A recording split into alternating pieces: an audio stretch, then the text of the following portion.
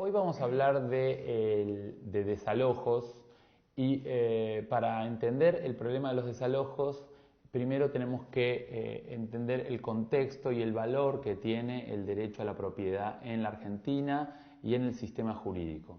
En primer lugar, el derecho a la propiedad es un derecho que podríamos decir sobrevaluado en el sistema jurídico porque es como un superderecho, en el sentido que cuando alguien siente que su derecho a la propiedad es violado, tiene múltiples instrumentos, podríamos decir más de 8 a casi 10 tipos de acciones jurídicas diferentes para poder defender ese derecho.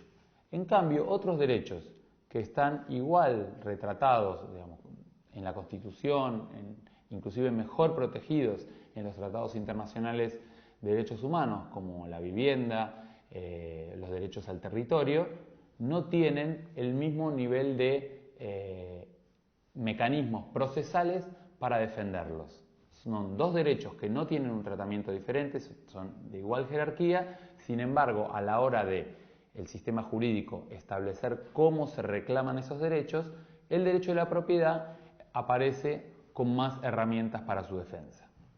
Entonces, este es un elemento fundamental para ya poder comprender cómo en los conflictos que aparezcan por la propiedad, las herramientas de defensa van a ser más precarias para el lado, digamos, del que no es propietario, y uno podría decir que en los conflictos de propiedad, tanto sean en la esfera penal a través de un juicio de usurpación o en la esfera civil a través de un juicio de desalojo, el conflicto va a ser un partido que se va a jugar en una cancha inclinada, donde el propietario va a estar arriba y la pelota siempre va a tender a entrar en el arco de quien se quiere defender. La segunda cuestión es que Argentina es un país que tiene un alto nivel de conflictividad en relación a la tierra, y eso tiene explicaciones históricas que ustedes pueden haber visto en alguna otra clase de este curso, pero lo cierto es que a lo largo de la historia argentina llegamos a nuestros días con un montón de conflictos de titularidad de la tierra donde aparecen diferentes actores que tienen una aproximación diferente al problema. Nosotros tenemos realidades en los territorios de quién ocupa realmente la tierra, quién vive en el lugar, pero hay otras realidades que están expresadas en los registros de propiedad o en las escribanías. A veces lo que pasa en el territorio no está reflejada en las escrituras, en los catastros y en el registro de propiedad. Y entonces muchos de los conflictos aparecen es cuando alguien reivindica un derecho que tiene inscripto en el registro de propiedad porque tenía más poder, porque manejaba los papeles por contactos con abogados, por contactos con escribanos, por poder político en el gobierno provincial, y entonces que esas personas están mejores de papeles que las personas campesinos, que siempre vivieron en el lugar y que en realidad nunca se cuestionaron qué tipo de documentación podían tener porque siempre vivieron en el lugar, sus padres vivieron en el lugar, sus abuelos vivieron en el lugar. Lo cierto es que estos conflictos aparecen y sobre todo se fortalece la conflictividad cuando aparecen intereses económicos. Hay muchas tierras que no hay conflictos porque tampoco hay un interés que las persiga, pero cuando aparece un proyecto de desarrollo económico, minero, sojero, turístico, emprendimientos de infraestructura, bueno, ahí aparecen este tipo de conflictos. Entonces una segunda cuestión que yo quiero abordar ahora es cómo aparece en el terreno judicial estos conflictos.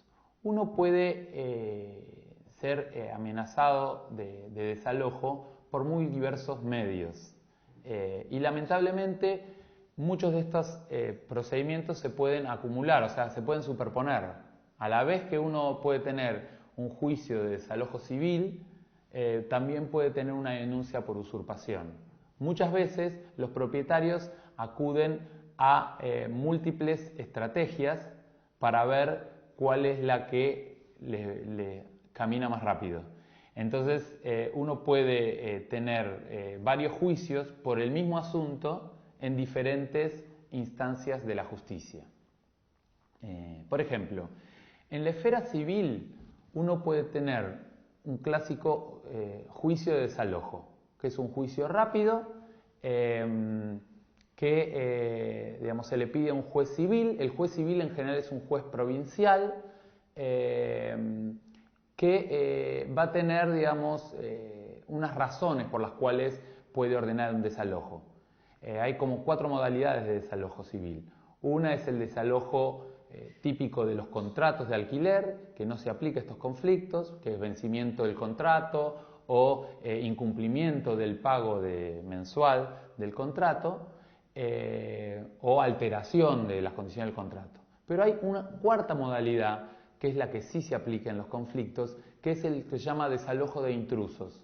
Es cuando el propietario dice que va a desalojar personas que están viviendo en un lugar, en un predio, sin ninguna justificación legal y que quiere recuperar ese predio. Ese es el tipo de desalojo civil. Pero los desalojos civiles pueden aparecer por otras razones, que no aparecen en las estadísticas, pero que son iguales de importancia. Por ejemplo, cuando se tramita una sucesión. Alguien falleció y sus herederos empiezan el juicio sucesorio para heredar los bienes. Y resulta que cuando van a tomar conocimiento de los bienes que hay, pueden encontrar que algunas de esas tierras están ocupadas. Y puede ser una ocupación tradicional. Sin embargo, bueno, ellos en el marco de la sucesión pueden decir, bueno, vamos a iniciar un juicio de desalojo en función de estos derechos que se tomaron conocimiento a partir de la sucesión. O hay otras circunstancias, por ejemplo, cuando una empresa quiebra, cuando un banco quiebra, bueno, los acreedores, es decir, los que tenían que cobrar dinero de esa empresa o banco que quebró, bueno, empiezan a tratar de buscar cuál era el patrimonio de ese banco y resulta que pueden descubrir que unas tierras que pertenecían al banco en los papeles es un territorio también de ocupación tradicional. Entonces, esto es complicado porque en estos juicios no es un juicio de desalojo tradicional en el cual se reconocería que el intruso, digamos, para la justicia, tiene un derecho a defenderse. En cambio, cuando aparece un desalojo en el medio de una quiebra o en una ejecución hipotecaria, que es alguien que tenía una deuda por un crédito hipotecario contra una entidad también bancaria, en esos casos la justicia tiende a no reconocer el derecho de ser parte, o sea, el derecho a defenderse, porque dice, no, yo estoy ejecutando tal inmueble y usted no tiene que ver, es una persona, un grupo de personas que está viviendo en un lugar, pero no tiene derecho, yo no tenía una relación jurídica con usted. Entonces, en esos juicios hay que prestar mucha atención porque son juicios que directamente puede ser que ni siquiera a uno lo notifiquen y que recién se entere cuando el juez mande a hacer una constatación, mande un oficial de justicia y es cuando, en realidad, cuando manda a hacer la constatación muchas veces el juicio ya está terminado, o sea que no hay muchos elementos como para defenderse. De todos modos, en lo que vamos a ver en el curso de hoy, hay muchas herramientas y muchos criterios y argumentos como para defenderse en las muy diversas circunstancias, aún en estas que son las más complicadas que relaté recién. Entonces, estos casos que vimos recién son los casos que tienen que ver con desalojo civil. Pero también existe lo que se llaman en la esfera penal, y se pueden superponer con estos desalojos, las denuncias por usurpación. El delito de usurpación es un delito que también ha sido bastante tironeado en las reformas legales y en su configuración establece una serie de requisitos que no siempre los jueces consideran en particular o que no miran, digamos, minuciosamente, y eso también genera algunas debilidades a la hora de defenderse. Pero básicamente una denuncia por el delito de usurpación, en una investigación se tiene que probar, digamos, el que acusa, que es el fiscal, tiene que probar que hubo una turbación de la propiedad o de la posesión en realidad de un inmueble, y esa turbación tiene que haber sido de una forma violenta, o sea, violar para poder entrar, lo que descarta, por ejemplo, una ocupación pacífica, y por otro lado, tiene que ser oculta, es decir, clandestina. Se requiere el requisito de clandestinidad, que tiene que ver con no algo que se hace a la luz del día, algo que se posee abiertamente, sino algo que se hace a escondidas, ¿no? Violencia y escondidas son elementos importantes en estos juicios de usurpación. Muy pocos juicios de usurpación prosperan porque es difícil la prueba, es difícil aplicar, digamos, que se den todos estos requisitos. Sin embargo, muchos de estos juicios se promueven porque el Código de Procedimientos Penal prevé una medida que se llama la restitución anticipada, que es, yo inicio el juicio de usurpación e inmediatamente ya le pido al juez que me restituya, es decir, que me devuelva, el propietario inicia y pide que le devuelvan el inmueble, mientras el juez investiga si había pruebas o no del delito, si se dieron las circunstancias de hecho, es decir, que fue con violencia, fue con clandestinidad, todas estas cosas que hay que probar. Antes de probarlas, el juez ya puede ordenar la inmediata restitución del inmueble, es decir, una medida para desalojarlo. Después sigue investigando y por ahí, como en más del 90% de los casos, no termina en nada la investigación. Pero el hecho del desalojo ya ocurrió por esta medida de restitución anticipada. Después puede haber otro tipo de desalojos que son los que ocurren en la esfera, por ejemplo, del derecho administrativo, que pasa mucho con las tierras fiscales, con tierras del Estado Nacional. Ustedes saben, por ejemplo, que más de la mitad de las tierras que dejó abandonado el ferrocarril desde que no funciona más, están ocupadas por distintos asentamientos.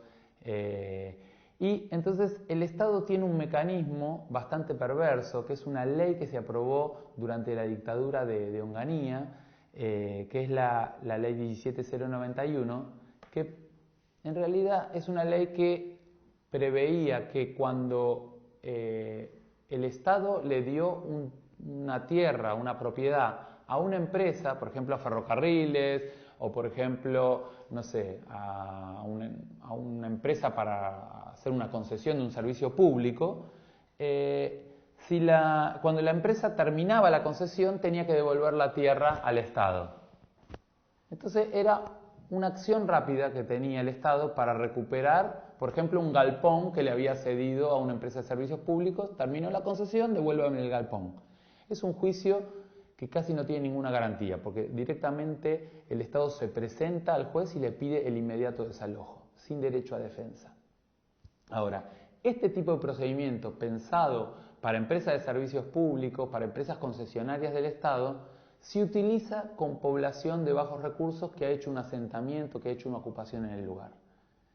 Y este en realidad no es un instrumento idóneo, porque puede ser que estas familias que están haciendo su ocupación tengan derechos de regularización, puede ser que tengan derechos de usucapión, pero el mecanismo legal en principio no les permite ejercer este derecho a la defensa. Entonces, estas son como tres circunstancias diferentes. Dijimos desalojos civiles, dijimos desalojos por la vía penal y dijimos desalojos por la vía administrativa. Pero hay una cuarta posibilidad, y que es tal vez la más arbitraria, la que mayores abusos de poder implican en los territorios, que son los desalojos de hecho.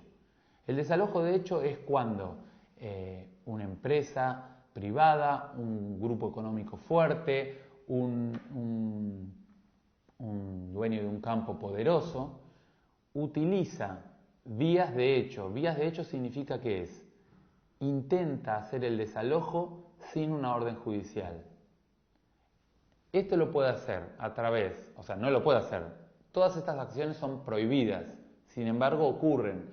Y cuando ocurren lo hacen a través de una empresa de seguridad privada que esté contratada por el propietario, o puede ser a veces inclusive que utilizan a policía provincial, o alguna banda de personas, un grupo, ¿no?, que va en unas camionetas y realice el hecho.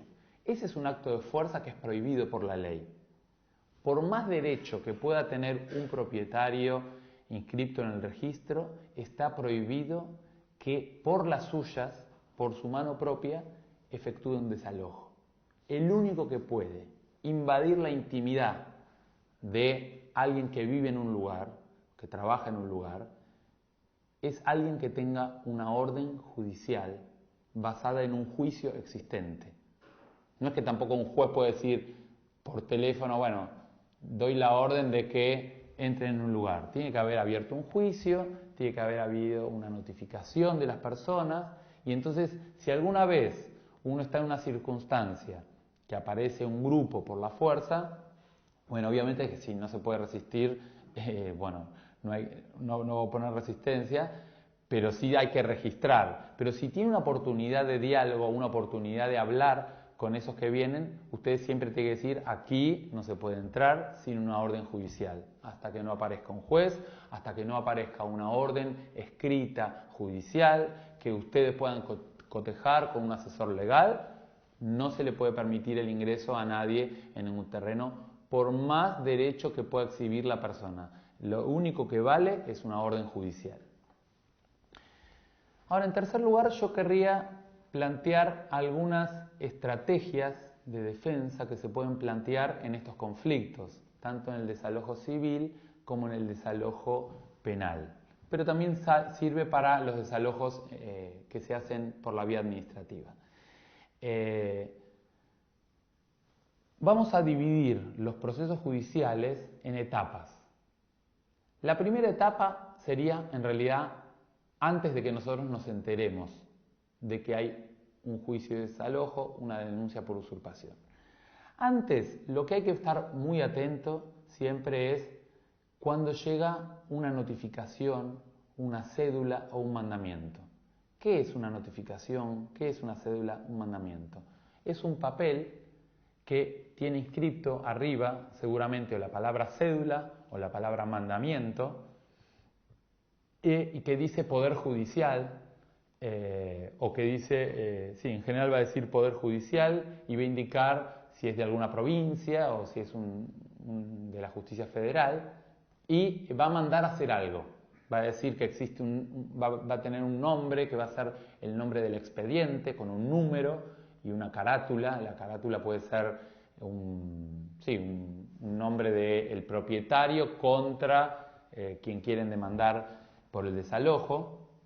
Y abajo de todo va a decir alguna orden, va a transcribir una orden del juez. Esa orden puede ser muy variada. Podría ser, por ejemplo, una constatación, que quieren hacer una constatación del lugar. O podría ser directamente un mandamiento de lanzamiento. Un mandamiento de lanzamiento significa una orden de desalojo.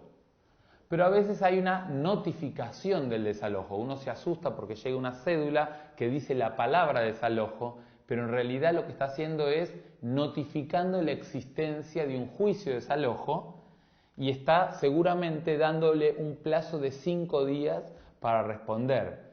Por eso, antes del inicio de un juicio, lo más importante es que todas las comunidades tienen que estar muy atentas a cualquier papel que recibe la comunidad y, ante la menor duda, inmediatamente, en el plazo de un día como máximo, tienen que llevar ese papel a consulta con un asesor legal, que puede ser un abogado o, si no tienen abogado cercano, recurrir a un defensor público. En todas las provincias de Argentina hay defensores públicos provinciales y si el órgano viene de un juzgado federal, tienen también un defensor federal. Ante la duda van a cualquier defensor que sea provincial o federal, él los va a saber guiar para decir, bueno, no, vaya a uno o a otro. Pero lo importante es la rapidez para recurrir a la consulta legal, porque puede ser que ese papel que ustedes recibieron tenga un plazo de vencimiento de 5 días. Ese plazo de vencimiento es la oportunidad para que el abogado prepare una defensa y pueda justificar por qué ustedes están viviendo en ese lugar, qué papeles tienen, ¿no? Nosotros somos, por ejemplo, pobladores de hace más de 20 años, por lo tanto tenemos pruebas de ocupación, tenemos el derecho de prescripción adquisitiva o usucapión, es decir, tenemos el derecho a convertirnos en propietarios por causa de nuestra ocupación pacífica durante 20 años del lugar. O tienen algún tipo de otra documentación, un boleto compraventa, algún documento que no se terminó en plasmar en propiedad, pero que puede justificar que ustedes vivan en ese lugar. Pero eso tiene una oportunidad para ser alegado ante el juez, que puede ser este plazo de 5 días. Por eso es fundamental inmediatamente recurrir al abogado. En un segundo momento, uno podría decir, el problema cuando ya se inició el juicio es que puede ser que el juez no quiera reconocer a ustedes afectados como parte del proceso, ¿no? Porque dice, no, yo estoy haciendo, no sé, una ejecución hipotecaria contra un deudor de ese banco y no sabía que había gente, pero la gente que vive ahí no es parte del proceso. Mi problema es con el deudor del banco que tenía una escritura que dio en garantía para un préstamo que le dio. Pero entonces ahí es muy importante que un abogado haga el planteo del derecho a ser parte del proceso.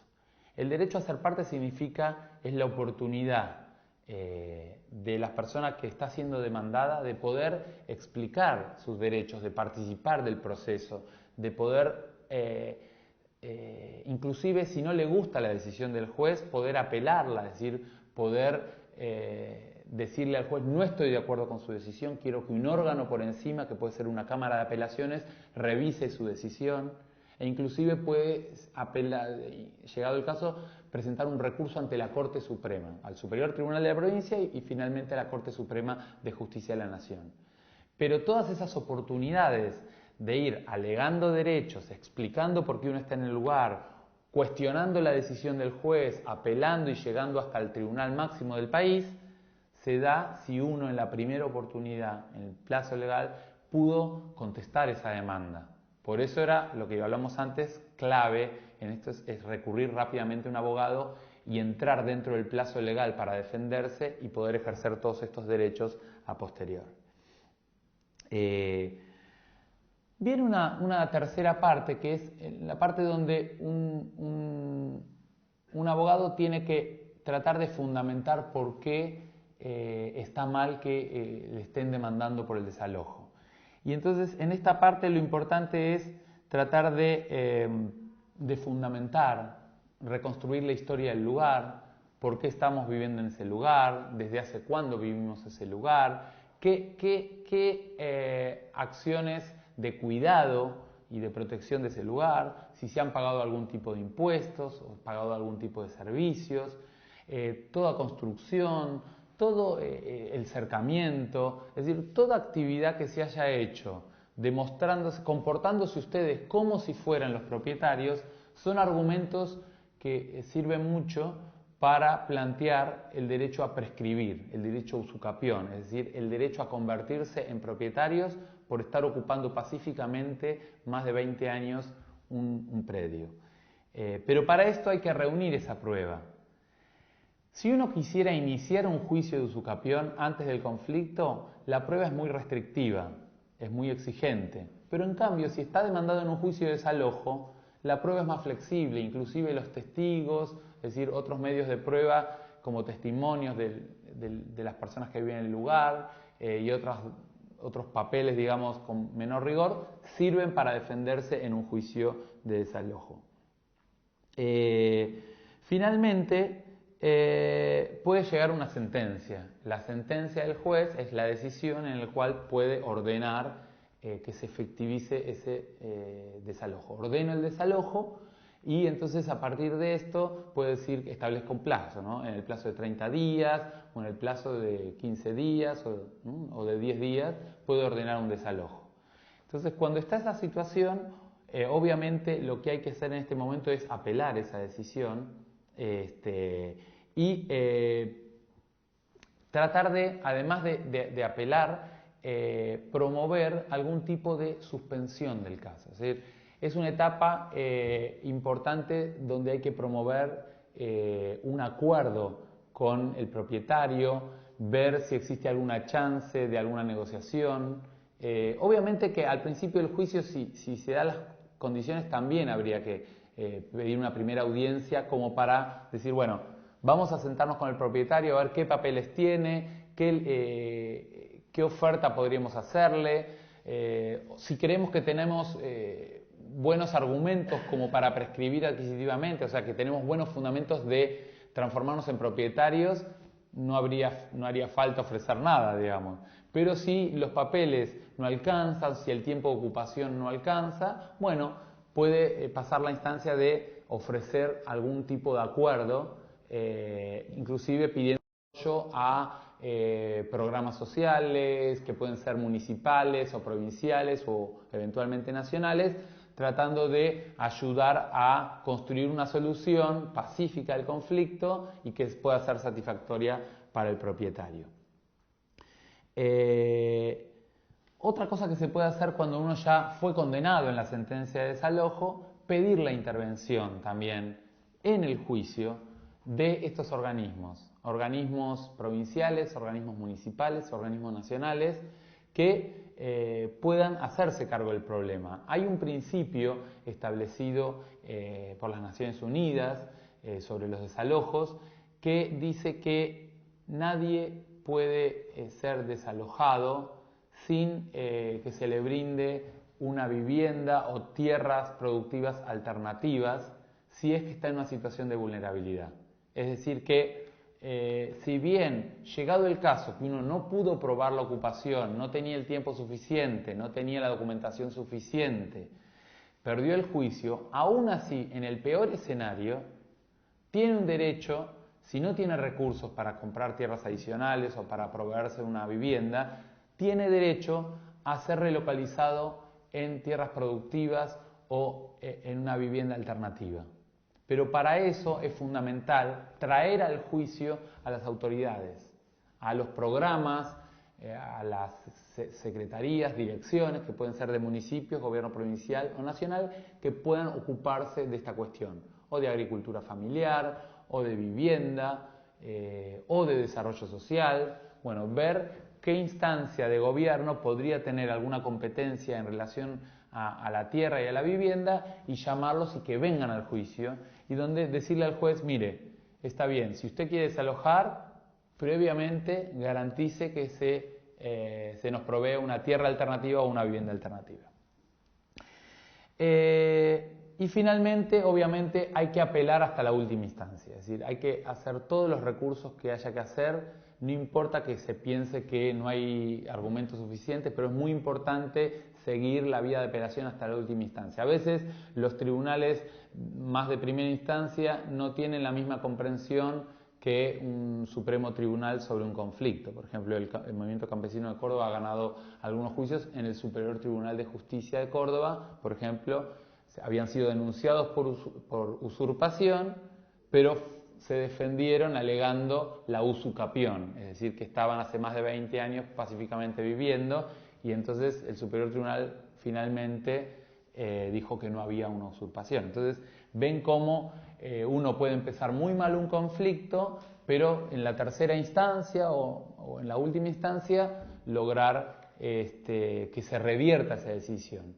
Y si no se revierte, la demora del trámite también permite una instancia de empoderamiento y de negociación con el que pretende desalojar. Es decir, que todas estas cuestiones, aún no estando ganando en el proceso, la idea de recurrir genera espacio para poder negociar, para una oportunidad nueva, tanto para hacer gestiones ante las autoridades como para negociar con el propietario.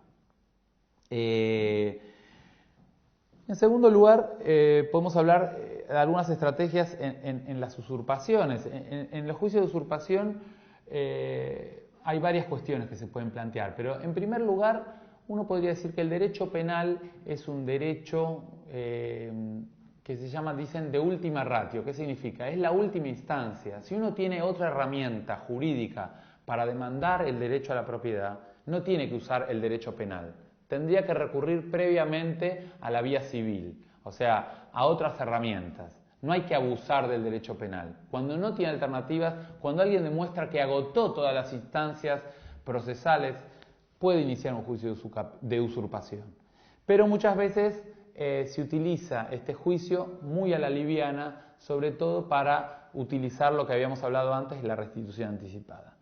¿Qué es importante en los juicios de usurpación? Bueno, mostrar que la ocupación fue pacífica, que no hubo violencia, que no hubo despojo porque en la tierra no había alguien que fue desposeído, y la desposesión tiene que ver con una relación física, no con una relación que tiene que ver con los papeles, los títulos de propiedad. Es decir, uno entró en un lugar donde no había nadie que fue expulsado. El despojo es que alguien estaba viviendo en una vivienda, en una casa, y uno lo va a sacar con violencia de ese lugar y va a ocupar eso haciendo ese acto de violencia.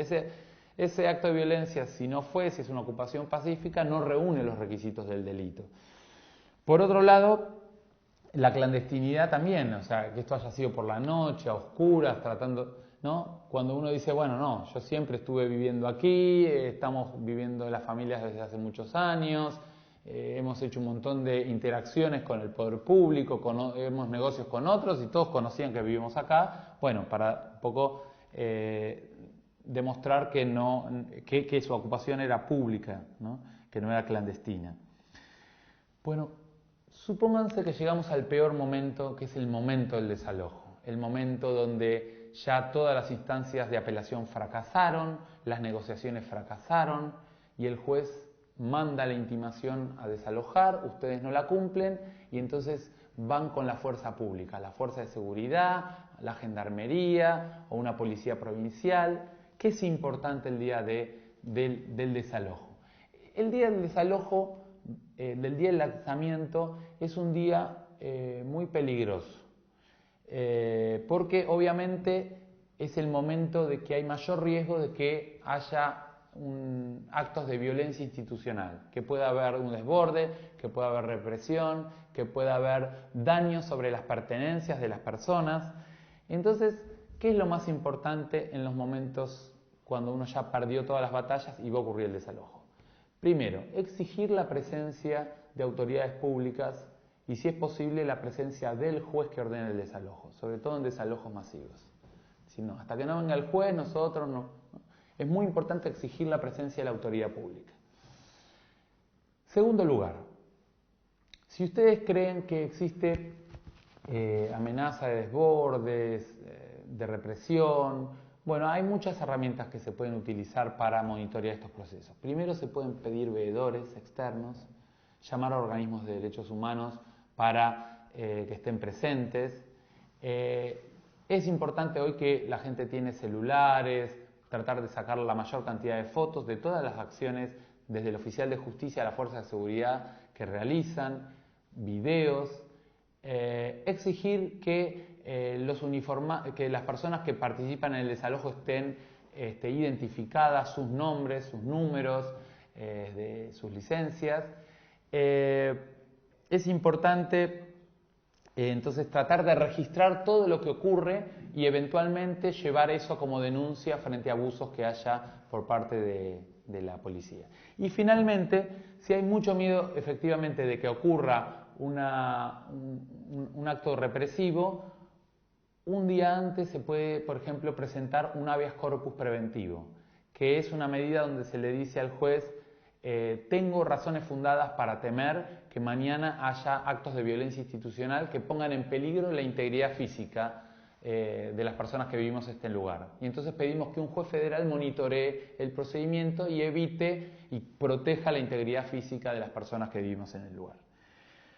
En caso de duda, siempre lo más importante es recurrir al asesoramiento legal, recurrir a las defensorías públicas provinciales o recurrir al defensor federal de la provincia para poder asesorarse y pensar cómo encarar una estrategia de defensa. Cuando uno quiere entonces defenderse en un proceso, primero, en un proceso penal siempre tiene derecho a un defensor gratuito, es decir, que no hay ningún problema, ustedes pueden recurrir al defensor público, sea federal o sea provincial. Si son demandados en un juicio civil o en contencioso administrativo, tienen derecho a un defensor siempre que acrediten pobreza o vulnerabilidad. Hoy los criterios de pobreza y vulnerabilidad se están ampliando en sentido que, por ejemplo, hay como varias circunstancias que va a analizar un defensor para ver si la persona reúne esas condiciones, pero básicamente el criterio más importante que establece, por ejemplo, el Código Procesal Civil y Comercial Nacional, en el artículo 78, es el que uno no tenga dinero suficiente como para soportar los costos del proceso. Es decir, puede ser que uno tenga un sueldo, puede ser que tenga una propiedad, pero que en realidad no le alcance por las condiciones de vida y los gastos que tiene para solventar el pago de una defensa que sobre todo un juicio largo puede durar 5, 6, 7, 8 años. Entonces, en ese caso hay dos cosas que se pueden plantear. Por un lado, ante la justicia, cuando uno quiere iniciar un juicio, por ejemplo, de usucapión para recuperar unas tierras que no están tituladas, puede pedir el beneficio de litigar sin gastos. El beneficio de litigar sin gastos es lo que se llama un beneficio de justicia gratuita. Es un trámite muy simple que el mismo abogado que hace la demanda tiene que pedir este beneficio acompañando 2 testimonios y prueba de las condiciones de vida que uno tiene, que puede ser las condiciones de vivienda, que puede ser una demostración de los ingresos o si es monotributista, demostrar un poco cuáles son los ingresos que tiene, las condiciones de vida y con eso explicar por qué no puede pagar, alcanzar a pagar los costos de un juicio. Entonces, con eso usted puede probar y tanto puede ser exceptuado de costas del juicio en caso de perder y también puede acceder a un defensor gratuito. Es decir, que con eso usted puede acceder a la justicia sin ningún obstáculo.